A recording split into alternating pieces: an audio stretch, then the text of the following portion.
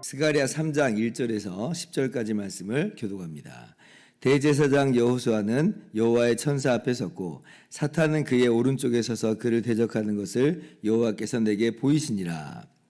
여호와께서 사탄에게 이르시되 사탄아 여호와께서 너를 책망하노라. 예루살렘을 택한 여호와께서 너를 책망하노라. 이는 불에서 꺼낸 그슬린 나무가 아니냐 하실 때에 여호수아가 더러운 옷을 입고 천사 앞에 서 있는지라. 여호와께서 자기 앞에 선 자들에게 명령하사 그 더러운 옷을 벗기라 하시고 또 여호수아에게 이르시되 내가 내 죄악을 제거하여 버렸으니 내게 아름다운 옷을 입히리라 하시기로 내가 말하되 정결한 관을 그의 머리에 씌우소서 하매 곧 정결한 관을 그 머리에 씌우며 옷을 입히고 여호와의 천사는 곁에 섰더라. 여호와의 천사가 여호수아에게 증언하여 이르되 만군의 여호와의 말씀에 내가 만일 내 도를 행하며 내 규례를 지키면 내가 내 집을 다스릴 것이요 내 뜰을 지킬 것이며 내가 또 너로 여기 섰는 자들 가운데에 왕래하게 하리라. 대제사장 여호수아야 너와 내 앞에 앉은 내 동료들은 내 말을 들을 것이니라. 이들은 예표의 사람들이라. 내가 내 종 싹을 나게 하리라. 만군의 여호와가 말하노라. 내가 너 여호수아 앞에 세운 돌을 보라. 한 돌에 7 눈이 있느니라. 내가 거기에 새길 것을 새기며 이 땅의 죄악을 하루에 제거하리라. 만군의 여호와가 말하노라. 그날에 너희가 각각 포도나무와 무화과나무 아래로 서로 초대하리라 하셨느니라. 아멘. 할렐루야. 하나님의 크신 은혜와 평강이 오늘도 변함없이 여러분 가운데 가득 넘치기를 주님의 이름으로 축원합니다. 하나님께서 오늘 이제 네 번째 환상을 스가랴 선지자에게 보여주십니다. 앞선 환상들 하나같이 이스라엘의 회복을 담은 메시지로서 이스라엘에게 위로가 되고 격려가 되고 힘이 되는 메시지였죠. 첫 번째는 말탄 자들의 환상을 보여주시고 두 번째는 네 대장장이의 환상을 보여주시고 그리고 어저께는 우리가 측량줄을 들고 간 사람의 환상을 함께 보았습니다. 그러면 오늘 이 네 번째 환상은 어떤 환상이냐라고 할 때에 대제사장 여호수아의 환상을 보여주세요. 자, 그런데 지금 이 대제사장 여호수아가 어떤 이 상황 가운데 있냐면 사탄이 지금 여호수아 오른쪽에 서서 대적하고 있는 겁니다. 1절 말씀 보면 대제사장 여호수아는 여호와의 천사 앞에 섰고 사탄은 그의 오른쪽에 서서 그를 대적하는 것을 여호와께서 내게 보이시니라. 이 여호수아 대제사장 여호수아가 누구냐면 지금 포로 귀환 때의 이 대제사장입니다. 한마디로 지금 성전을 재건하고 있는 한창 재건하고 있는 이때에 스룹바벨이 이제 총독으로서 자리하고 있고 그리고 이 여호수아가 대제사장으로서 스룹바벨과 함께 이 일을 지금 함께 감당하고 있는 상황인 것이에요. 그런데 지금 이 사탄이 이 여호수아를 고소한다 그래요. 여러분 사탄이 무고죄를 저지를 만큼 어리석지 않습니다. 사탄은 항상 근거를 가지고 고소를 하죠. 우리의 죄에 대해서도 마찬가지입니다. 지금 이스라엘의 죄에 대해서도 지금 마찬가지인 거예요. 아무런 지금 까닭 없이 고소하는 것은 아니고 참소하는 것은 아니다. 지금 그만큼 이 여호수아가 고소 당할 만한 죄목이 있다는 것이고 그리고 여호수아로 대표되는 이스라엘이 이 고소될 만한 그런 죄목이 있는 것이죠. 그래서 사실 이제 이스라엘이 범죄하여 이제 멸망하게 되는 것이 하나님의 공의의 심판인데 동시에 그 과정 가운데 이 사단의 참소가 사단의 고소가 있는 거예요. 지금 이스라엘 보십시오. 이렇게 하나님을 떠나서 우상 숭배하고 있고 이렇게 사회적으로 도덕적으로 윤리적으로 파선했습니다.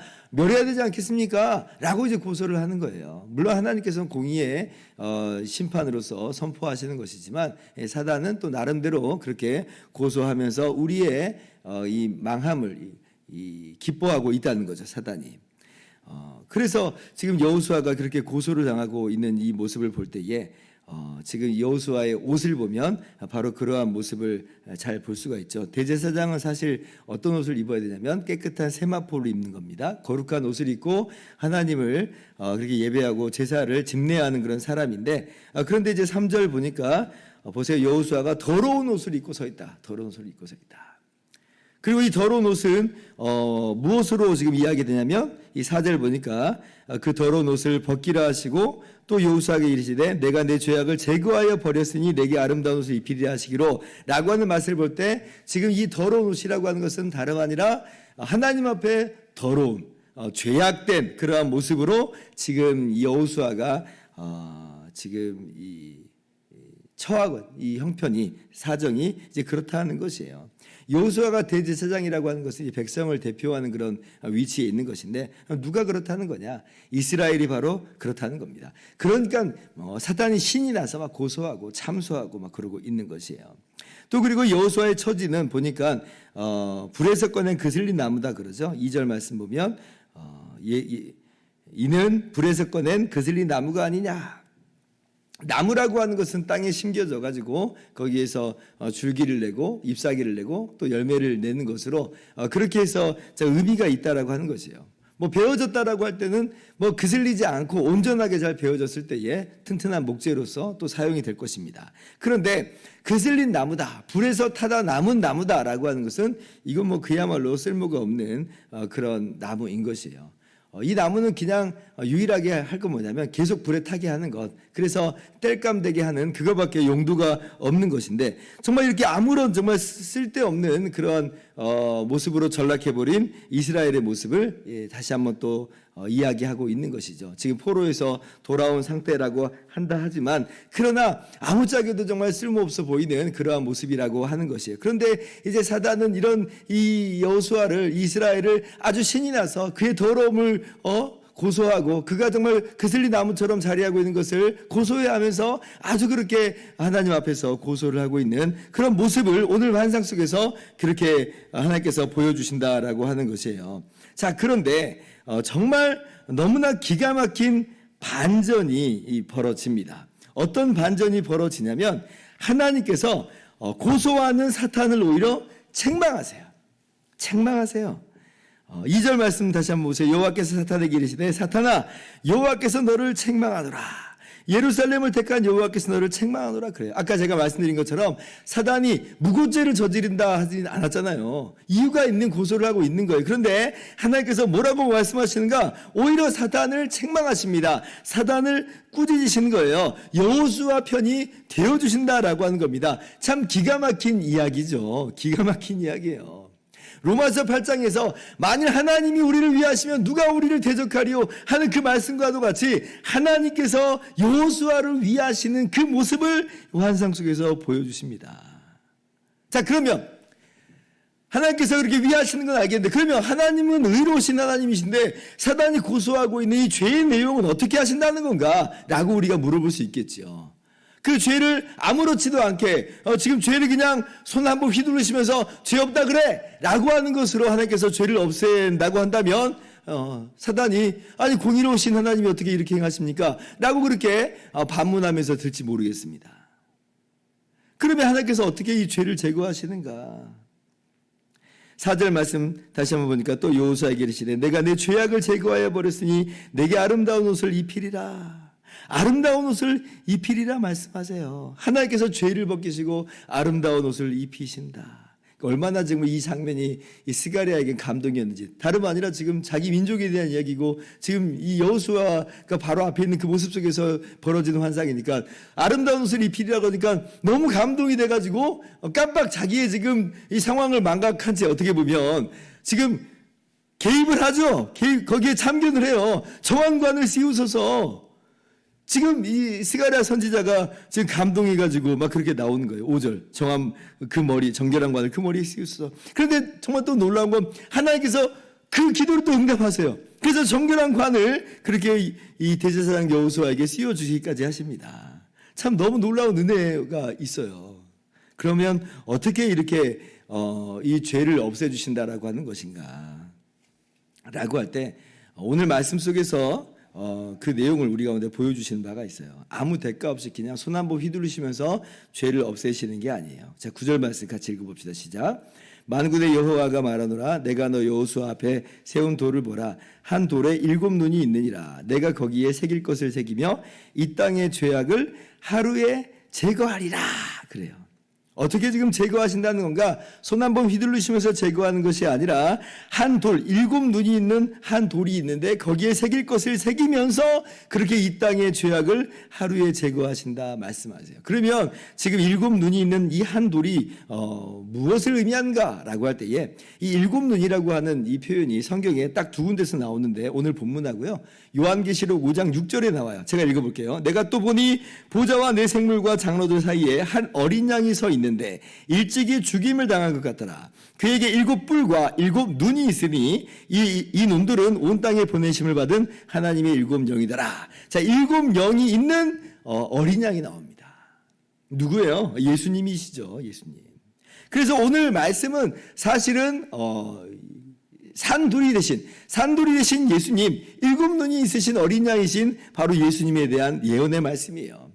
바로 예수님께서 우리의 모든 죄를 짊어지고 십자가에서 죽으심으로 말미암아 단번에 우리의 죄값을 다 치르신 사건, 단번에 우리의 모든 죄를 없이 하시는 그 사건을 오늘 말씀이 예고하고 있는 거예요.